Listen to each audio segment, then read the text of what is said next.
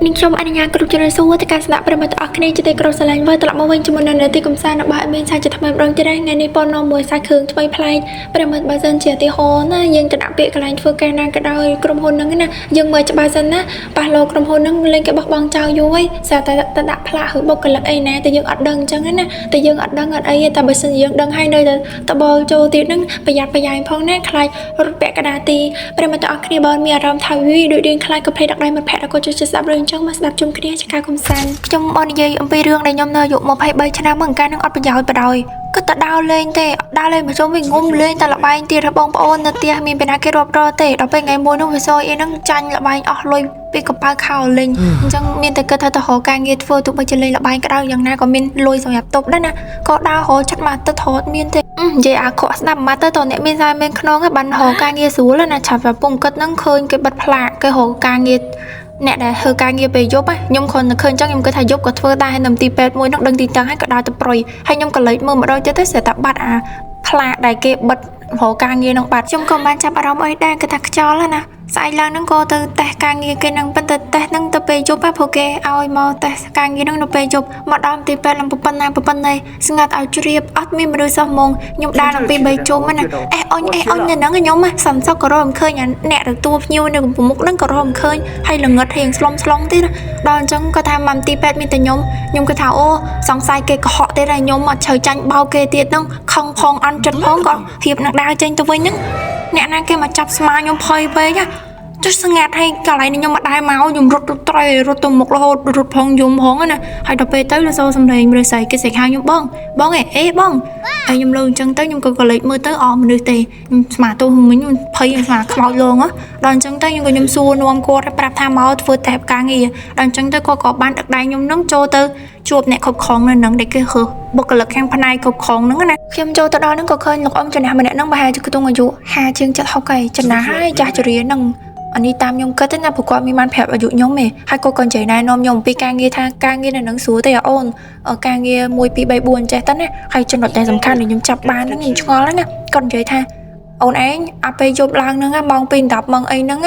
ងក៏រៀបចំការងារអីរួចហើយឆាប់រត់រះសម្រាប់ទៅហើយលឺសំឡេងអីក៏កុំចេញមកដែរខ្ញុំក៏ឆ្ងល់ថាឲ្យខ្ញុំមកគ្រប់គ្រងមើលការខុសត្រូវនៅតែហ្នឹងហើយលឺសូរសំឡេងអត់ចេញមកវាឆ្ងល់ហើយណាគាត់ថាការងារស្រួលទេអូនដល់ខែបើកលុយអូការងារស្រួល easy អញ្ចឹងហ្នឹងខ្ញុំក៏លើកមេដៃឲ្យគាត់ណាខ្ញុំថាទុកចិត្តចុះអ៊ំខ្ញុំមើលការងារខុសត្រូវអត់ឲ្យអ៊ំទាស់ចិត្តទេយកខ្ញុំមកធ្វើការហ្នឹងត្រូវហើយនៅក្នុងចិត្តខ្ញុំគិតថាមនុស្សពងខ្ជិលផងហើយការងារឡើងស្រួលអញ្ចឹងលោកអ៊ំនឹងដឹងមកចេះតែធ្វើឲ្យខ្ញុំមានអារម្មណ៍ភ័យរហូតគាត់ថាចុះទៅជាចាំស្ដាប់ម៉ោង12យប់ចុះទៅគឺកុំចេញក្រៅឲ្យសោះទោះបីជាមានលឺសំឡេងអីក៏ដោយចាំហ៎ហើយទៅខ្ញុំក៏ថាខ្ញុំចាំហើយអ៊ំចាំហើយអរគុណច្រើនអ៊ំគាត់ក៏បកកសោឲ្យខ្ញុំហើយគាត់មើលមុខខ្ញុំហើយញឹមញឹមតិចទៅហើយគាត់ក៏បែរខ្លួនដើរទៅបាត់ឆឹងហ្មងហើយទៅខ្ញុំក៏មិនបានឆ្ងល់អីច្រើនដែរថ្ងៃទី1ដែលខ្ញុំចូលមកធ្វើការក្នុងហ្មងជួបរឿងប្លែកអស់ទោះហ្មងកន្លែងការងារនេះកូនខ្ញុំដាច់យ៉ាអត់មានលុយចាយទេគុំអីនោះវាយខ្ញុំងាប់ក៏ខ្ញុំអត់មកធ្វើដែរកន្លែងរបៀបវាអញ្ចឹងឡើងស្ងាត់ហ្មងណាហើយដាច់ប្លែកពីគេទៀតហើយខ្ញុំធ្វើការតែម្នាក់ឯងហើយខ្ញុំក៏ធៀមស្រាដែលខ្ញុំទិញមកម្ដបនេះទិញតាំងពីថ្ងៃមកទុកថាយប់ឡើងនឹងដឹងធ្វើការម្នាក់ឯងអញ្ចឹងធៀមហើយមនុស្សយើងពេលស្រាចូលខ្លួនណារៀងខ្លាចហានបន្តិចក៏មិនសូវខ្លាចប្រឡប់ខ្លាចខ្លួនឯងណាតែពេលហ្នឹងមានប្រឡប់ខ្លាចណាដាក់គូតអង្គុយប៉ក់លក់ឆឹងហ្មងដល់កខ្ញុំដេកឡើងហៀទឹកមាត់បានហៀទឹកមាត់នឹងភ្ញាក់ឡើងបះដៃបះជើងកញ្ញាមើលម៉ោងទៅម៉ោង2ទៅថាម៉ោង2 10កន្លះចុះទៅលឺសូរសំឡេងមនុស្សដើរអញ្ចឹងខ្ញុំក៏ឆ្ងល់ដែរណាថាធ្វើការតែម្នាក់ឯងទេហើយមិនបានមានសំឡេងមនុស្សដើរឬមួយក៏នៅទីពេទ្យគឺមានរឿងអីបន្ទាន់នេះបែបហ្នឹងណាខ្ញុំក៏គាត់ថាធ្វើការសុកទុកនឹងខ្លាចតែគេដេញចោលគូក្បាលខ្ញុំខ្លាចតែម្យ៉ាងគូខ្លាចតែមានរឿងអីហើយយើងអត់ចេញទៅមើលគេដេញយើងចោលដល់ពេលខ្ញុំរៀបបងបើកទ្វារលឺសំឡេងរបស់អ៊ំប្រុសហ្នឹងហោះកាត់ទៅជិះខ្ញុំបឺហ្មងថាសំឡេងដែលមុននឹងចូលធ្វើការគាត់ប្រាប់ហ្នឹងណាគាត់ផ្ដាំខ្ញុំជុកចិត្តខំគ្រោះខំថ្មនៅក្នុងប្រយអត់បើកសោះហ្មងហើយទៅស្រាប់តែគេមកគោះទ្វារមុនដំបូងតិចណាហើយទៅខ្ញុំគេថាអើយតបើកខុសតំណមទៅខ្លាចអ៊ំនឹងស្ដីឲ្យទៀតវាយ៉ាប់ថងទៅថាគេគោះទ្វារនឹងក្រៅចឹងហើយខ្ញុំចង់នៅនោះទៅសងំដេកក៏ដេកអត់កើតដែរអង្គុយអសក់ខ្ញុំក៏សួរទៅថាមានរឿងអីចាំស្អែកនិយាយគ្នាបានអត់គាត់ថាអត់បានទេកូនរបស់គាត់ហ្នឹងអត់ទាន់ស្លាប់ទេគេយកមកដាក់នៅបន្ទប់ដាក់សពចឹងគាត់យកសពឃើញកូនគាត់នៅរស់ទេឲ្យជួយបើកទ្វារឲ្យជួយតិចខ្ញុំពេលហ្នឹងខ្ញុំថាអត់ទេចាំស្អែកទៅគាត់ខឹងគាត់គោះទ្វារខ្លាំងទៅលេងធေါ်ក្តៅប្រោយហើយទៅខ្ញុំអត់ស៊ីមួយធေါ်ក្តៅទេ យ៉ាងណាក៏ខ្ញុំអត់បើកទ្វារឲ្យដែរតែចុងក្រោយហ្នឹងខ្ញុំមកត្រូវទុនចិត្តដោយសារតែយាប៉ែហ្នឹងប្រើធัวតិចវិញខ្ញុំមនុស្ស